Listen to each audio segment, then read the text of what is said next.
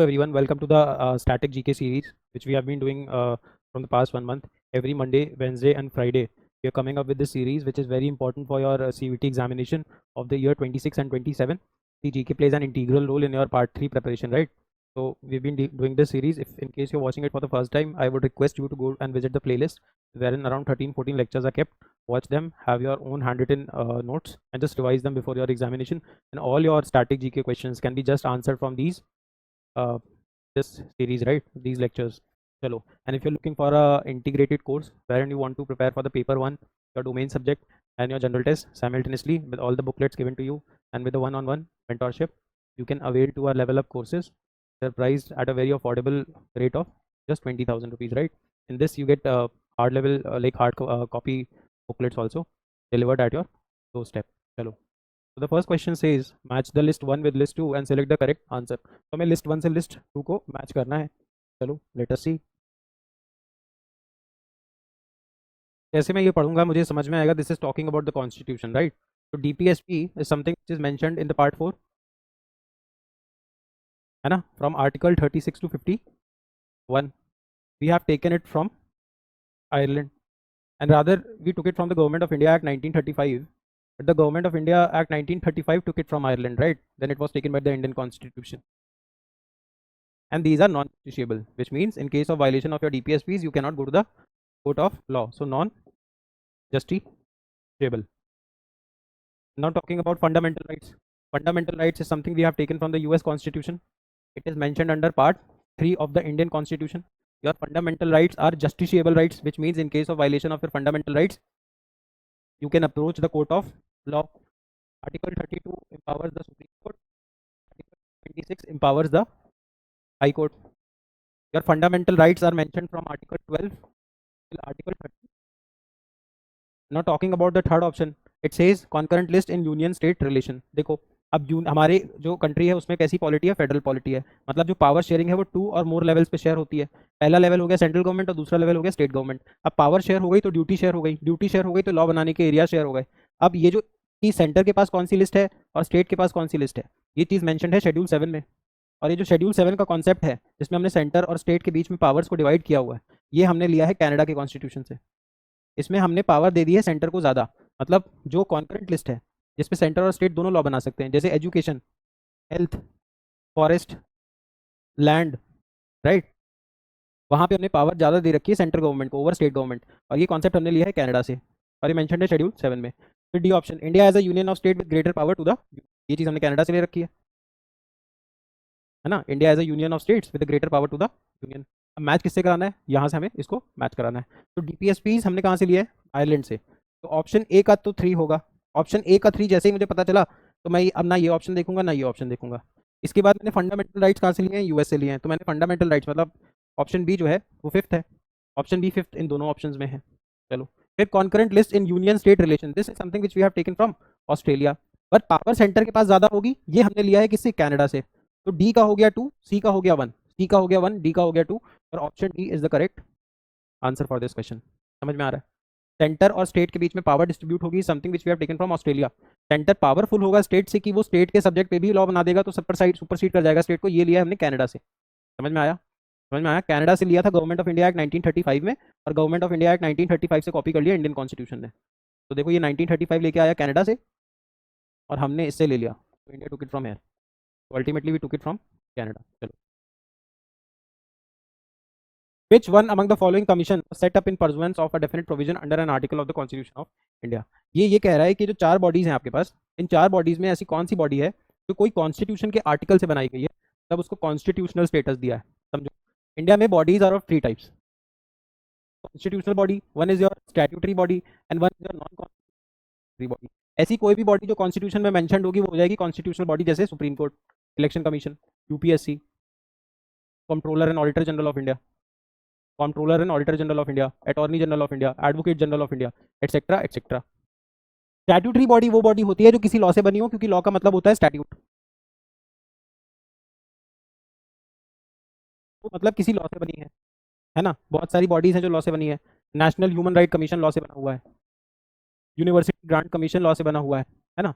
ऐसे बहुत सारी मल्टीपल बॉडीज हैं जो सिर्फ और सिर्फ किसी ना किसी लॉ से बनाई जा रही हैं. आपका डिलिमिटेशन कमीशन लिखा तो आर्टिकल 82 में है। आर्टिकल 82 में पार्लियामेंट के पास पावर होती है, वो कॉन्स्टिट्यूंसीज बनाए, वो बनाता है, उसके लिए डिलिमिटेशन कमीशन, ये भी एक लॉ से बना हुआ है। अब नॉन कॉन्स्टिट्यूशनल नॉन स्टैट्यूटरी बॉडी क्या होती है? मान लीजिए प्राइम मिनिस्टर मोदी जी को कोई काम तुरंत कराना है which is of utmost importance. अब या तो वो कॉन्स्टिट्यूशन में बॉडी ढूंढे, नहीं मिल रही, या फिर स्टैट्यूटरी बॉडी के लिए लॉ पास कराएं। अब हो सकता है उस समय सेशन में ना हो पार्लियामेंट, है ना, क्योंकि मैं 3 सेशंस होते हैं, बजट, मानसून एंड विंटर। तो अब ऐसे के लिए हमारी कैबिनेट के पास पावर होती है कि वो कोई कोई बॉडी बना दे which is non constitutional non statutory but very powerful. जैसे नेहरू जी ने बनाया था प्लानिंग कमीशन को, इसको रिप्लेस कर दिया मोदी जी के नीति आयोग ने in the year 2014 and this was formulated in 1952। तो ये एक नॉन कॉन्स्टिट्यूशनल नॉन स्टैट्यूटरी बॉडी है, प्राइम मिनिस्टर के साइन से बनाई गई है, प्राइम मिनिस्टर के साइन से कभी भी खत्म कर दी जाएगी। चलो, अब ये क्वेश्चन पूछ रहा है कि इसमें कॉन्स्टिट्यूशन में कौन सी बॉडी मेंशन्ड है? The answer is very simple, it is election commission of India. Election commission of India. Why election commission of India? Because election commission of India is mentioned under article 324 of the Indian constitution. Give me a second. चलो, अब ये NHRC के लिए भी कानून है और UGC के लिए भी कानून है, जिससे आपकी यूनिवर्सिटीज रेगुलेट होती है, और विजिलेंस कमीशन पे भी कानून है। तो आंसर हो गया election commission mentioned in article 324। We have 3 election commissioners in India. Initially we had 1 को इंक्रीज किया 3 से पे 61st कॉन्स्टिट्यूशनल अमेंडमेंट एक्ट 1989 से। Election commission of India was formed on 25 जनवरी 1950, इसीलिए हम 25 जनवरी को बनाते हैं नेशनल वोटर्स डे। ये कई एग्जाम्स में पूछा हुआ है, नेशनल वोटर्स डे। चलो, इलेक्शन कमिश्नर को रिमूव करने के लिए सेम प्रोसीजर है which is equivalent to a supreme court जज। The retiring age is 65 years और 6 years, whichever is earlier. चलो, which schedule of the constitution of India contains special provisions for the administration and control of scheduled areas in several states? तो देखो, सबसे पहले आज एक चीज को समझो, शेड्यूल मतलब होता है लिस्ट। इसीलिए जब आप बोलते हो शेड्यूल कास्ट, इसका मतलब कोई ऐसी कास्ट जो किसी लिस्ट में मेंशन्ड हो। जब आप बोलते हो शेड्यूल ट्राइब, तो ऐसी कोई ट्राइब जो किसी लिस्ट में मेंशन्ड हो। अब क्योंकि शेड्यूल कास्ट और शेड्यूल ट्राइब को जो हमारे कंट्री में स्पेशल स्टेटस मिला हुआ है with respect to reservation and various other amenities, वो क्यों मिला हुआ है? क्योंकि ये दोनों ही एक ऐसी लिस्ट में मेंशन्ड है जो कॉन्स्टिट्यूशन में लिखी हुई है।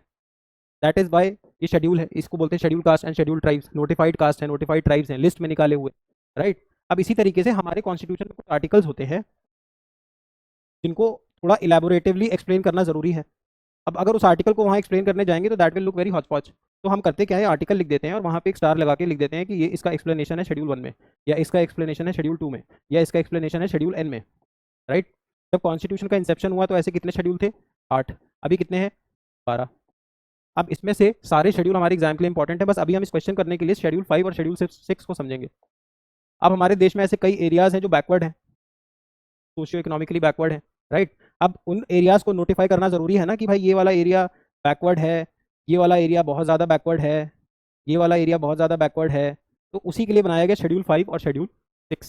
शेड्यूल 5 दुनिया हमारे देश के ऐसे एसटी रीजन्स की बात करेगा जहाँ शेड्यूल ट्राइब्स रहती होंगी, जहाँ पे ये बहुत ज़्यादा वल्नरेबल हैं या फिर इनको ज़्यादा ऑटोनॉमी की ज़रूरत है, इनका कल्चर डिफरेंट है, तो इनके लिए लॉज डिफरेंट होंगे। स्पेसिफिकली जब बात करेगा तो बात करेगा कुछ स्टेट्स की, जिसमें एक होता है त्रिपुरा, असम, मेघालय और मिजोरम। यहाँ की शेड्यूल्ड एरियाज स्पेसिफिकली मेंशन्ड है शेड्यूल 6 में। शेड्यूल 5 में इंडिया भर के शेड्यूल ट्राइब एरियाज मेंशन्ड है।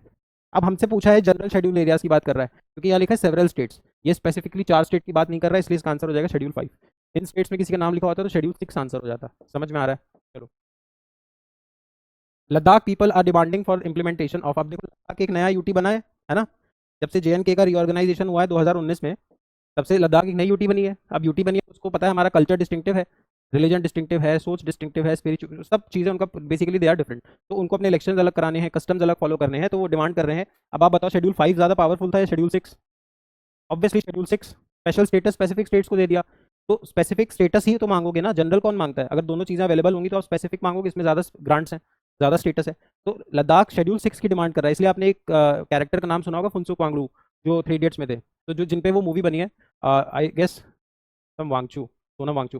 तो ये उस पर प्रोटेस्ट पे भी बैठे थे last year and it was quite in news, है ना, कि लद्दाख को शेड्यूल 6 का स्टेटस दे दो। खैर मिला नहीं है अभी, तो इसमें आंसर हो जाएगा 6th शेड्यूल। चलो, according to the constitution of India which one of the following are fundamental for the governance of the country. मैंने मल्टीपल टाइम्स बताया है, जो पुरानी लेक्चर्स हैं हमारे उनको प्लीज़ 2x पे देखिए, क्योंकि उससे आपका अंडरस्टैंडिंग बढ़ेगा। मैं आपको समझा देता हूँ। तो देखो, जब हमारे हमारी कंट्री के पास इतने रिसोर्सेज नहीं थे कि हम सारी चीज़ें मीट कर सकें। ये सब आप भी समझते हो, our wants are unlimited, wants हमारी कैसी हैं, अनलिमिटेड, बट जो हमारे रिसोर्सेज वो कैसे हैं। तो हमको हमेशा इन दोनों के बीच में बैलेंस बना के चलना पड़ता है, a balance between wants and resources. तो हमारे देश के पास इतने रिसोर्सेज उस टाइम पे नहीं थे कि हम वो हर चीज़ इंप्लीमेंट कर सके जो एक आइडियल सोसाइटी में होनी चाहिए। बट जो चीज़ें हमें बहुत सख्त ज़रूरी थी उनको हमने बना दिया फंडामेंटल राइट। और जो चीज़ें हमें पता था टाइम के साथ इवॉल्व होंगी, तब धीरे धीरे ये खुद से समझेंगे। जैसे काउ स्लॉटर बैन कर दो, पूरे देश में यूनिफॉर्म सिविल कोड लाओ, विमेन और मेन को इक्वल पे करो, है ना, फ्री लीगल एड दो, रिच को टैक्स करके पुअर को पैसे दो, एग्जीक्यूटिव और जुडिशरी को मेंटेन करने में खर्चा करो अलग अलग, राइट, अपने एनवायरमेंट को प्रोटेक्ट करो। बहुत सारे ऐसे हमारे डीपीएसपीज हैं, राइट। 51 में लिखा है कि पीस, इंटरनेशनल कोई डिस्प्यूट हो तो पीस का सहारा लो, है ना। तो ये सारे हमारे डीपीएसपीज हैं, गाइडिंग प्रिंसिपल्स हैं। आप कोर्ट नहीं जा सकते कहते हुए कि ये डीपीएसपी है तो मुझे दो। पहले ही उन्होंने बोल रखा है कि जब जब रिसोर्सेज होंगे सरकार के पास, जैसे एक डीपीएसपी लिखा हुआ था कि विलेज पंचायत बनाओ, बट शुरुआत में रिसोर्सेज नहीं थे, धीरे धीरे रिसोर्सेज आए तो हमने पंचायती राज इंस्टीट्यूट स्टैब्लिश किए। समझ लो, काउ स्लॉटर बैन करो। तो ऐसे मल्टीपल हमारे डीपीएसपीज हैं, है ना। तो अब सारे DPSPs are not getting implemented, but एक गाइडिंग प्रिंसिपल जरूर है कि नेताजी पॉलिसी ऐसी बनाइए, कॉन्स्टिट्यूशन कहता है, तो इसीलिए इनको बोलते हैं डीपीएसपी। तभी तो बोले according to the constitution of India which one of the following are fundamental for the governance of the country. देश चलाने के लिए क्या चीजें जरूरी हैं, फंडामेंटल हैं, वो हैं डीपीएसपीज, वो हैं डीपीएसपीज। चलो, the provisions in 5th schedule and 6th schedule in the constitution of India are made in order to protect the interest of scheduled tribes। मैं आपको भी समझा के आया कि 5th schedule और 6th schedule scheduled tribes के लिए स्पेसिफिकली बनाए। इंडिया भर की scheduled tribes schedule 5 में, मतलब इंडिया भर के जो थोड़े थोड़े रीजन्स जो बैकवर्ड हैं, और schedule 6 में स्पेसिफिकली त्रिपुरा, असम, मेघालय और मिजोरम के। चलो, the ideals of welfare state in the Indian constitution is enshrined in the, देखो वेलफेयर स्टेट क्या होता है।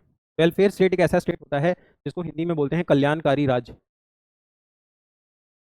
कल्याणकारी राज, कल्याणकारी राज का मतलब होता है ऐसा राजा, ऐसा राज्य, ऐसी गवर्नमेंट जो कल्याण करे। कल्याण मतलब वेलफेयर करे। वेलफेयर कैसे होगा, गरीबों की हेल्प करके, है ना। अब गरीबों की हेल्प कहाँ पे हो रही है, आप कॉन्स्टिट्यूशन को अगर कभी पढ़ोगे, हमने अपना एक डीपीएसपी बना रखा है, फ्री लीगल एड,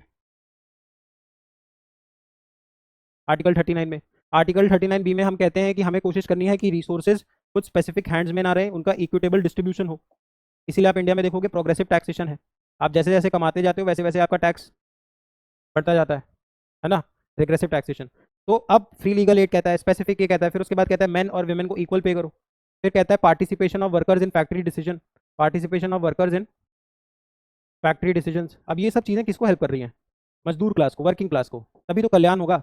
इसीलिए ये सारी चीज़ें कहाँ मेंशन है, डीपीएसपी। तो the ideal of a welfare state की इंडिया कल्याणकारी राज है, वो कहाँ मेंशन है, डीपीएसपीज में। जब आप डीपीएसपीज को पढ़ोगे आप ये चीज़ समझोगे। जैसे डीपीएसपीज में लिखा है काउ स्लॉटर बैन करो, तो हम यहाँ पे एनिमल्स के लिए कंपैशनेट हो रहे हैं ना, एनवायरमेंट प्रोटेक्ट करो, है ना। तो वेलफेयर कर रहे हैं, कल्याण कर रहे हैं राज का। समझ में आ रहा है। चलो,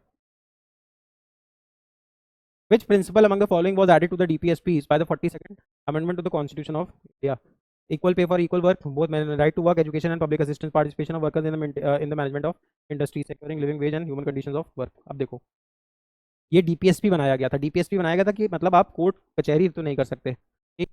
अब ये वाला आप देखोगे equal pay for equal work for both man and women, और दूसरा देखोगे participation of workers in the management of industries. तो ये मेरे हिसाब से both of these options are correct. लेकिन लेकिन सुनो, ये दोनों डीपीएसपीज हैं। ये वाला right to work is not a DPSP, securing living wage and human conditions of work is not a DPSP. तो ये दोनों डीपीएसपीज हैं। अब 42nd अमेंडमेंट मतलब 1976 की बात कर रहा है। आप याद करो कौन था पावर में, इंदिरा गांधी जी। और इंदिरा गांधी जी से हम एसोसिएट करते हैं गरीबी हटाओ, इंदिरा गांधी जी से हम एसोसिएट करते हैं बैंक का nationalisation, and she was a dictator, powerful dictator sort of a leader, not to say dictator but very powerful prime minister. तो वो ये चाहती थी कि नीचे के लोगों का भी उत्थान हो। इस समय आप देखोगे इंडिया में ट्रेड यूनियंस वगैरह बहुत बढ़ रहे थे, है ना। तो इन्होंने ये बोला था कि participation of workers in the management of industry something very important, क्योंकि मजदूर वर्ग उस समय इमरजेंसी वगैरह की वजह से बहुत नाराज था। इमरजेंसी लगाई थी 75 में, और उनकी पॉलिसी से मजदूर वर्ग बहुत नाराज था, तो उन्होंने एक डीपीएसपी बना दिया उन लोगों को खुश करने के लिए। तो ये आंसर स्पेसिफिकली 42nd अमेंडमेंट का ऑप्शन बी होगा। अगर आप दिमाग लगाओगे तब भी ये सॉल्व कर ले जाओगे, राइट। चलो, parliamentary system of government is one in which, अब देखो पार्लियामेंट्री सिस्टम कौन सा होगा, पार्लियामेंट्री सिस्टम कौन सा होगा जहाँ पे your executive will be responsible to the Lok Sabha. ऐसे समझ लो, यहाँ बहुत सारी पॉपुलेशन है, करोड़ लोग खड़े हैं। अब ये करोड़ लोग जाके अपने लिए डिसीजन नहीं ले सकते, क्योंकि हमें याद रखना, हमें बनानी है डेमोक्रेसी। डेमोक्रेसी का मतलब होता है when the power is in the hands of people. Demo मतलब पीपल, क्रेसी मतलब power, power in the hands of people. अब इनको अपने हाथ में पावर रखनी है, सारे डिसीजन लेने जा नहीं सकते, तो ये अपने बीच में से कुछ कुछ लोगों को इलेक्ट करेंगे कि 10 लाख लोगों में एक इलेक्ट कर लिया, तो इन्होंने 10 लोग इलेक्ट कर लिए। अब ये 10 लोग इनके लिए लॉ बनाएंगे और ये लॉ इन पे इंप्लीमेंट होगा। अब इंप्लीमेंट करने के लिए क्या करेंगे, इस हाउस में जो सबसे ज्यादा सीट्स लाएगा, जैसे मान लीजिए अभी इंडिया में 543 सीट्स होती हैं, तो इन 543 में जो सबसे बड़ा कैप्टन होगा, जिसके पास सबसे ज्यादा एमपीज होंगे, उसको हम बना देते हैं प्राइम मिनिस्टर इंडिया का। अब ये सारे काम करेगा, अब यही होगा बस, ये सारे काम करेगा। अब ये क्या करेगा, इसमें से कुछ लोगों को उठा लेगा जो इसके खास होंगे, जिस पे ये भरोसा करता होगा कि ये मेरे को पीएम बना के रखेंगे, ये यहाँ से कुछ लोगों को उठा देगा, उन्हीं लोगों को वो बना देगा अपने साथ में मिनिस्टर। इसलिए आप देखते हो कि अगर इसमें लोकसभा, अगर आप पीएम किसी को मिनिस्टर बनाना चाहते हैं तो उसको 6 महीने के अंदर लोकसभा या राज्यसभा का एमपी बनना पड़ता है। तो अब इसने यहाँ से उठाए हैं एमपीज अपने मिनिस्टर्स, इनके नीचे सारे ऑफिसर्स काम करते हैं। तो अब ये लोग आ तो यहाँ से रहे हैं ना, और ये पीएम यहाँ बैठ इसलिए पाया क्योंकि पीएम यहाँ का लीडर था, 543 का लीडर था। इसीलिए जिस दिन उसके पास 543 की मेजोरिटी नहीं रहेगी, इसमें से 272 नहीं रहेंगे, उस दिन ये लोग इसको यहाँ इससे बोलेंगे वापस आ जाओ, क्योंकि अब तुम यहाँ के लीडर नहीं रहे। क्योंकि अल्टीमेटली ये लोग किसको रिप्रेजेंट कर रहे हैं, पूरी पॉपुलेशन को। समझ में आ रहा है? ये होता है पार्लियामेंट्री सिस्टम, जिसमें आपकी एग्जीक्यूटिव रिस्पॉन्सिबल होती है स्पेसिफिकली लोकसभा को, इसमें राज्यसभा का कोई रोल नहीं है। इसको बोलते हैं पार्लियामेंट्री सिस्टम। ये हमने लिया है ब्रिटेन से, यूके से। तो अब इसको पढ़ो, the government is elected by the people and can be removed by them. ये तो डेमोक्रेसी हो गई। All political parties in the parliament are represented in the government. ये कहाँ लिखा है भाई? बहन जी की 2019, मायावती जी की 2019 के इलेक्शन में एक भी सीट नहीं आई, तो इसका मतलब ये थोड़ी है। चलो, the government is responsible to the parliament and can be removed by it. देखो, गवर्नमेंट मतलब एग्जीक्यूटिव, मतलब असलियत में तो गवर्नमेंट के 3 organs, legislative, executive, judiciary, but loosely हम एग्जीक्यूटिव को ही गवर्नमेंट बोल देते हैं। चलो, the government is chosen by the parliament but can not be removed by before completion of fix term. ऐसा तो बिल्कुल नहीं है। Parliament no confidence motion pass कर देगी। नो कॉन्फिडेंस मतलब सर आपके पास मेजोरिटी नहीं बची, वापस आ जाओ। समझ में आया? तो इंडिया में नो कॉन्फिडेंस मोशन पास होता है। कॉन्फिडेंस मोशन की डेफिनेशन लिखी है, ये डेमोक्रेसी की डेफिनेशन लिखी है, और ऊपर तो कुछ भी लिखा हुआ है। चलो, with reference to the provisions contained in part 4 of the constitution of India, which of the following statements are correct. Part 4 मतलब डीपीएसपी की बात हो रही है। डीपीएसपी के बारे में मैंने आपको मल्टीपल टाइम्स बताया है कि they shall be, they shall not be. यहाँ पे स्टेटमेंट होना दे शैल नॉट बी, तो मतलब ये गलत हो गया। They shall not be enforceable by any court, सही बात है। तो ऑप्शन बी आपका करेक्ट हो जाएगा, क्योंकि आपसे पूछ रहा है सिलेक्ट द करेक्ट ऑप्शन। कभी कभी यहाँ इनकरेक्ट भी लिखा होता है, please be careful. Which one of the following is not a principle of Panchsheel. Panchsheel क्या है? देखो, जब नेहरू जी को आज़ादी मिली, मतलब हमें इंडिया को आज़ादी मिली, तो नेहरू जी सेड कि India and China both are going from the same page. दोनों एक तरीके की इकोनॉमी थी, दोनों की परचेसिंग पावर एक थी, दोनों जगह गरीबी थी, और दोनों में बहुत सालों तक फॉरेन रूल रहा था। तो नेहरू जी सेड कि हमें भाई चाइना से लड़ाई करनी नहीं है, हिंदी चीनी भाई भाई। तो ये उन्होंने बोला हिंदी चीनी भाई भाई, रिलेशंस बिगड़ना शुरू होंगे। अब ये 1954 में बोला था इन्होंने कि भाई पंचशील, इन्होंने 5 पॉइंट्स दिए थे, और हमने और चाइना ने साथ में साइन किया था। इंडिया की तरफ से गए थे जवाहरलाल नेहरू जी, और चाइना से आया था Mao, Mao Zedong, Mao Zedong, Mao. Both of them signed this Panchsheel, right. Panchsheel में इन्होंने था म्यूचुअल कॉपरेशन, म्यूचुअल इंटरेस्ट, एक दूसरे की हेल्प करेंगे, ये सारी चीजें 5 चीजें लिखी गई। अब 1954 में साइन हो गया। तो Jawaharlal Nehru ji was very confident about Chinese, that Chinese are are people. India ही वो था जिसने चाइना को यूएनएससी में मेंबरशिप दिलाने में वोट कर दिया था। अब होता क्या है, माओ ने भी चाइना को 1950 के आसपास फ्री कराया था वहाँ के डिक्टेटर से। वो डिक्टेटर भाग गया था हांगकांग, इसलिए आप देखो कि हांगकांग को बोलते हैं रिपब्लिक ऑफ चाइना, और जो मेनलैंड चाइना है उसको बोलते हैं पीपल्स रिपब्लिक ऑफ चाइना। तो माओ ने एक लॉन्ग मार्च की थी, माओ ने चाइना के मैप में एक लॉन्ग मार्च की थी, जिसमें वो यहाँ तक आ गया था, और फिर इसको हांगकांग भागना पड़ा था, किसको? रूलर को। उस लॉन्ग मार्च में उन्होंने सारे वर्कर्स और फार्मर्स को साथ में लाए, और बोला हम चाइना में लाएंगे रेवोल्यूशन। अब 1940-50 के आसपास ये किया, 10 साल हो गए, 12 साल हो गए, कुछ रेवोल्यूशन जैसा तो चाइना में आया नहीं। और हमेशा याद रखें, जब भी आपको एक्सटर्नल थ्रेट होगा, तो फॉरेन पॉलिसी में पढ़ाते हैं, आप इंटरनल पीपल को, आपके साथ के लोगों को बता दो हमें एक्सटर्नल थ्रेट है, तो दे विल स्टार्ट फाइटिंग। जो भी लीडर्स होंगे, कंट्री के लीडर्स होंगे, ये पॉलिसी होती है। जब आपको लगे कि इंटरनल टर्मोइल है, आप एक्सटर्नल थ्रेट दिखाओ। तो माओ को इंडिया पे अटैक करना था, क्योंकि माओ अपने खुद के लोगों के बीच में कॉन्फिडेंस खोता जा रहा था। तो 1962 में देखो माओ वॉर कर देगा, और उसका माओ रीजन क्या देगा? 1959 में चाइना ने तिब्बत पे कैप्चर कर लिया था, तिब्बत को कंट्रोल कर लिया था, क्योंकि चाइना की एक थ्योरी है पाम एंड फिंगर थ्योरी। तो चाइना कहता है मैं मेनलैंड चाइना हूँ, इसके साथ में मेरी 5 चीज़ें और हैं, जैसे अरुणाचल प्रदेश हो गया, हांगकांग हो गया, तिब्बत हो गया, है ना। तो इसने इसी इसी पॉलिसी के तहत 1959 में तिब्बत पे कंट्रोल कर लिया था। अब तिब्बत पे रूल कौन करते थे? स्पिरिचुअल लीडर थे दलाई लामा। तो दलाई लामा जब भागे, तो इंडिया ने उनको शरण दे दी, नेहरू ने उनको शरण दे दी कि हम तो सारे रिलीजन्स की रिस्पेक्ट करते हैं, बी इट बुद्धिज्म। अब इंडिया में बुद्धिस्ट पॉपुलेशन भी साइजेबल थी, उनकी भी गलती नहीं थी। तो नेहरू जी ने दलाई लामा को इंडिया में जगह दे दी, वो आज भी इंडिया में रहते हैं, धर्मशाला हिमाचल में। लेकिन अब माओ को बहाना मिल गया अटैक करने का कि भाई तुमने वहाँ पे रखा क्यों, और तिब्बत आज भी चाइना के कंट्रोल में है 1959 से। अब ये दोनों वॉर करेंगे। 1962 में माओ को वॉर करना है, क्यों? उसको रीजन मिल गया है।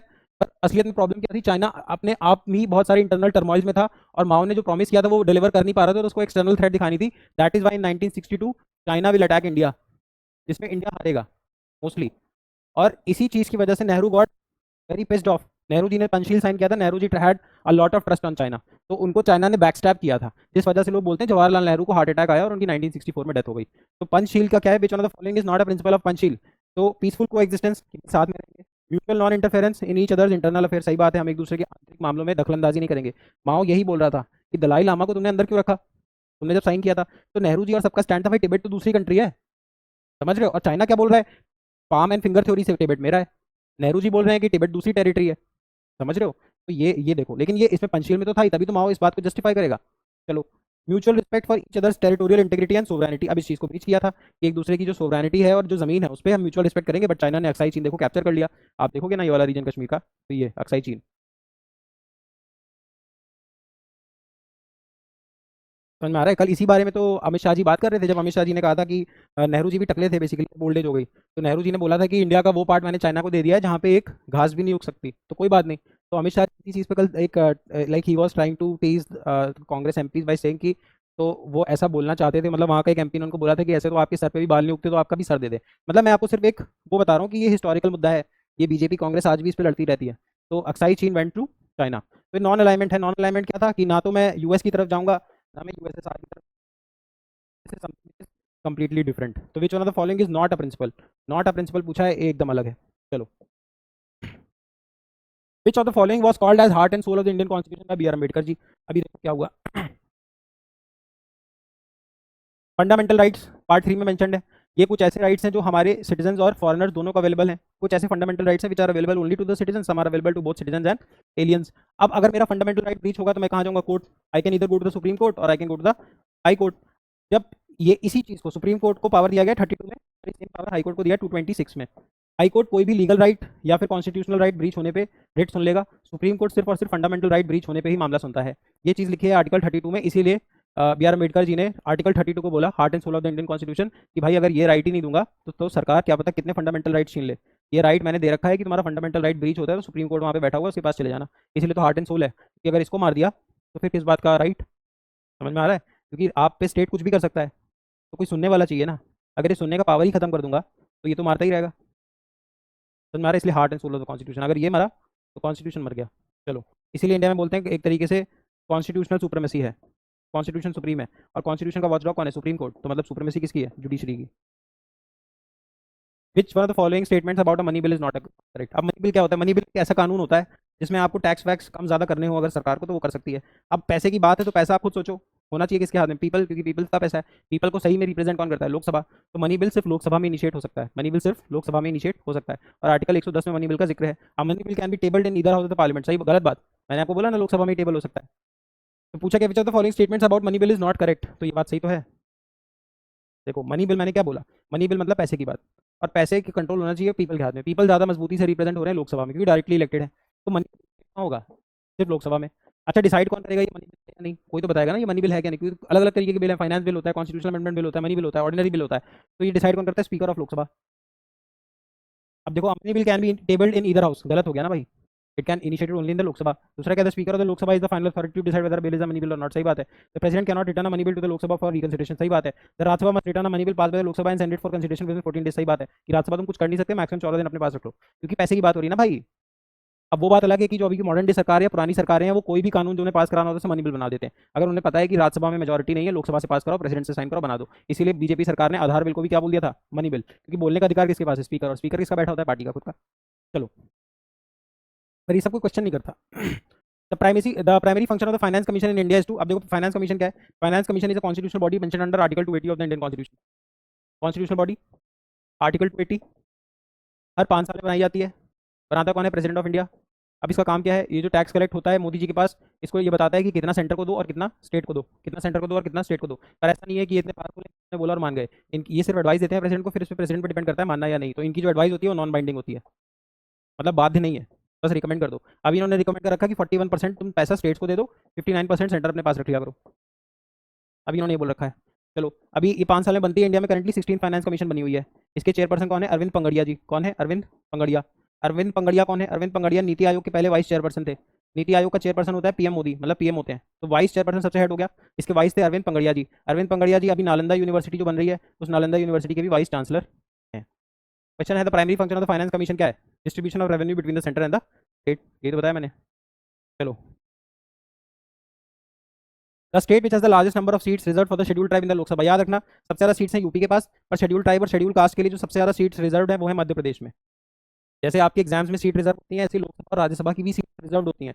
तो सबसे ज्यादा रिजर्व सीट्स है एमपी में, क्योंकि एमपी में इंडिया की सबसे ज्यादा एसटी पॉपुलेशन मिलेगी, सबसे ज्यादा एससी पॉपुलेशन मिलेगी। चलो, consider the following functions functionaries their correct sequence in order order of preference. अब देखो ये क्या है कि कौन, अगर कोई मतलब ये चारों लोग खड़े हैं तो सबसे पहले कुर्सी किसको मिलेगी, बेसिकली ये चीज़ है। तो इसमें देखो सबसे पहले कुर्सी तो मिलनी चाहिए आपको आपकी चीफ जस्टिस ऑफ इंडिया को, ठीक है।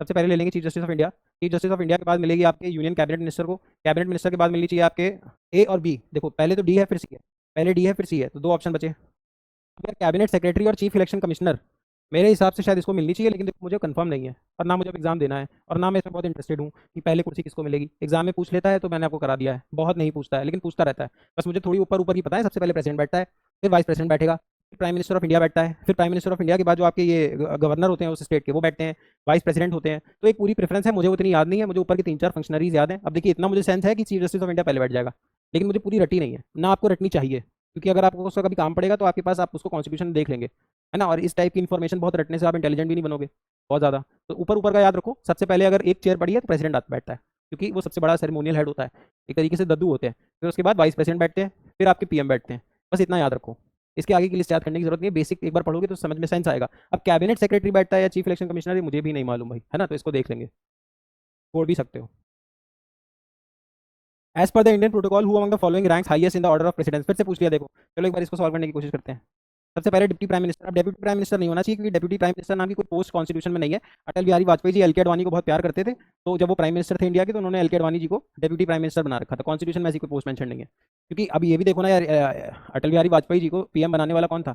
एलके अडवाणी थे। राम मंदिर की पूरी यात्रा तो इन्होंने ही निकाली थी। चलो उसके बाद governor of a state with in state, ये बड़ी बात है कि भाई गवर्नर अपने स्टेट में ही घूम रहा है, राज्यपाल महामहिम और फॉर्मर प्रेसिडेंट, ये भी कोई चलो टॉप चीज़ है। स्पीकर ऑफ द लोकसभा, अब ये स्पीकर ऑफ द लोकसभा से तो ये ऊपर ही होंगे, लेकिन अब ये चीज़ आप फिर से इसको लिस्ट में चेक करके मुझे कमेंट सेक्शन में बताइएगा डिटेल में। चलिए देखो ये आ गई, लिस्ट आ गई, तो वेरी गुड। देखो सबसे पहले आते हैं आपके प्रेसिडेंट साहब, फिर आते हैं वाइस प्रेसिडेंट, प्राइम मिनिस्टर, यहाँ तक मुझे भी याद था। फिर governor of state with in the respective state, मतलब गवर्नर सार अगर यूपी की गवर्नर है तो उन्हें यूपी में ही उस समय होना चाहिए, नहीं तो वो नीचे चली जाएंगी। अगर वो यूपी में ही बैठी हैं तो चौथे पे वो बैठेंगी। फिर बैठते हैं फॉर्मर प्रेसिडेंट्स, मतलब अगर रामनाथ कोविंद जी आ गए तो फिफ्थ नंबर पे चेयर उनको दे देंगे। और फिर देखो ये एल के अडवाणी जी के लिए स्पेशली ऐड कराया होगा 5A डेप्यूटी प्राइम मिनिस्टर, कि ये 5 बैठा दो, ये थोड़ी दद्दू लोग हैं, कोई बात नहीं, बैठने दो। अब फिर तुम बैठोगे, ठीक। फिर इसके बाद 6 पे बैठता है चीफ जस्टिस ऑफ इंडिया, फिर बैठता है स्पीकर ऑफ लोकसभा, मतलब स्पीकर ऑफ लोकसभा से ऊपर चीफ जस्टिस ऑफ इंडिया बैठते हैं। फिर इसके बाद आगे कैबिनेट मिनिस्टर यूनियन के, राजनाथ सिंह, अमित शाह जी ऐसे लोग। फिर chief minister of state with in the respective state, मतलब योगी जी अपने स्टेट में खड़े होने चाहिए। मतलब अगर योगी जी यूपी में लखनऊ में खड़े हैं, उनके सामने प्रेसिडेंट खड़ा है तो पहले वो बैठेगा, वाइस प्रेसिडेंट तो वो बैठेगा, पीएम खड़ा है तो वो बैठेगा, आनंदीबेन पटेल है तो पहले बैठेंगी, रामनाथ कोविंद जी हैं तो पहले बैठ जाएंगे, डिप्यूटी प्राइम मिनिस्टर अभी कोई है नहीं, चीफ जस्टिस खड़े हैं बी आर गवई तो भी वो बैठ जाएंगे, स्पीकर ऑफ लोकसभा खड़े हैं ओम बिरला तो वो भी खड़े हो जाए बैठ जाएंगे। और यहाँ तक कि अमित शाह, राजनाथ सिंह और नितिन गडकरी जी जैसे लोग भी chief minister of the union, cabinet minister of the union, वो भी उनसे पहले बैठ जाएंगे। उसके बाद बैठेंगे chief minister of states within the respective state. देखो deputy chairman of planning commission, planning commission का नाम हो गया नीति आयोग। मैंने अभी आपको बताया अरविंद पंगरिया कौन है, अरविंद पंगरिया वही इंसान है जो पहले फर्स्ट नीति आयोग के क्या थे, डेप्यूटी चेयरमैन, मतलब बड़ी पोस्ट होती है, चेयरमैन तो पीएम होते हैं खुद। फिर फॉर्मर प्राइम मिनिस्टर्स, फिर होते हैं leader of opposition in Rajya Sabha and Lok Sabha, Rahul Gandhi जैसे लोग। चलो तो ये है इंडिया में प्रेसिडेंट, इसी को कहते हैं प्रोटोकॉल। जब आप ना आपका प्रोटोकॉल बहुत हैवी है तो ये प्रोटोकॉल है, मतलब अगर पीएम और प्रेसिडेंट की गाड़ी फंस जाएगी तो पहले प्रेसिडेंट की निकलेगी, बट आपको भी पता है ऑब्वियसली पीएम की निकलेगी, बट दिखाया ऐसे जाएगा कि प्रेसिडेंट की निकली। चलो इसको याद मत करना, ये बहुत इंटरेस्टिंग चीज़ नहीं है, और अगर आपको नेता वेता बनना है तो फिर आप इसको याद कर लीजिए, फिर तो बहुत लंबी लिस्ट है, इसमें भारत रत्न वाले भी आ जाएंगे, फिर एम्बेसडर्स आएंगे, फिर जज ऑफ सुप्रीम कोर्ट आ जाएंगे, फिर देखिए पूरी लिस्ट चलती चली जाएगी। प्रोटोकॉल है, मतलब इतने 12-13 लोगों का देश में बहुत भारी प्रोटोकॉल है। चलो, who was the speaker of the first Lok Sabha, तो देखो पहली लोकसभा कुछ नहीं थी, जो हमारी कैबिनेट मिशन प्लान से वो बनी थी कॉन्स्टिट्यूएंट असेंबली। तो कैबिनेट मिशन प्लान था, उससे बनी थी कॉन्स्टिट्यूएंट असेंबली, जिसका काम था देश का कॉन्स्टिट्यूशन बनाना। तो जब ये कॉन्स्टिट्यूशन बनाती थी तब ये कहलाती थी कॉन्स्टिट्यूशनल असेंबली, और जब ये हमारे देश के लिए नॉर्मल लॉज बनाती थी तब ये कहलाती थी पार्लियामेंट, राइट, मतलब लोकसभा। तो जब ये कॉन्स्टिट्यूशन बनाती थी तो उसको हेड करते थे राजेंद्र प्रसाद, और जब ये लॉज बनाती थी तो उसको हेड करते थे जीवी मावलंकर। तो जीवी मावलंकर आपका इसका आंसर हो जाएगा। Who was the first chief justice of India, तो देखो सुप्रीम कोर्ट ऑफ इंडिया आपका बना था 28 जनवरी 1950 को, सुप्रीम कोर्ट फॉर्म हुआ था 28 जनवरी 1950, just 2 days after first Republic day. और जब हमारा सुप्रीम कोर्ट जो बना था वो पहले कहलाता था फेडरल कोर्ट, सुप्रीम कोर्ट जब बना था तो उसमें इनिशियली थे 7 जजेस, 7+1, एक था आपके chief justice of India. Currently इसमें है कितने, 33+1। ये 7 से 33 करने का पावर है पार्लियामेंट के पास। तो इंडिया में अगर जजेस का नंबर बढ़ाना है तो कौन बढ़ा सकता है, पार्लियामेंट ऑफ इंडिया। तो पहले चीफ जस्टिस हमारे थे हरिलाल जे कन्या, H.J. कान्या, ये H.J. कान्या। First women chief minister India, तो इंडिया की पहली चीफ मिनिस्टर जो वुमेन थी वो यूपी की थी, and that was Sucheta Kriplani ji. ये तो आपको रटना पड़ेगा, इसमें मैं आपको कुछ नहीं सिखा पाऊंगा। सुचेता कृपलानी यूपी की पहली चीफ मिनिस्टर थी। नहीं, पहली नहीं थी, मतलब women first chief minister of India. वो बनी कहाँ थी, यूपी की। तब यूपी का नाम था यूनाइटेड प्रोविंसेस, और यूपी में तब आज का उत्तराखंड भी आता था। चलो, that is it. I hope you enjoyed the session. If you have been liking these videos, please watch the previous videos also, and like, share, and subscribe with all your friends, families if you genuinely like these. And if you want to have a full-fledged course for CUET for the year 26 and 27, you can give us a call on the number given in the description, or you can also visit our app, right? You can visit our app. The app is available on both App Store and your Play Store. So let's say if you want to install it on the App Store, आप वहाँ पे माई institute search करिएगा। माई institute search करने के बाद आपसे organisation code पूछेगा। Organisation code है हमारा ईराबू।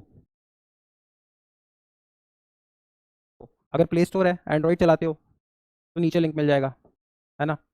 एंड्रॉइड चलाते हो तो लिंक मिलेगा माई इंस्टीट्यूट ऐप का। माई इंस्टीट्यूट एक रेड कलर का आइकन होगा, उसमें आपसे पूछेगा ऑर्गेनाइजेशन कोड। वहाँ पे ऑर्गेनाइजेशन कोड डालिएगा ईराबू, और आप हमारे सारे कोर्सेज को अनलॉक कर सकते हो। फिलहाल 20,000 का कोर्स प्राइस है, very affordable, includes paper 1, paper 2 domain and your paper 3 general test. For now, thank you so much, I will meet you on Monday now. Thank you.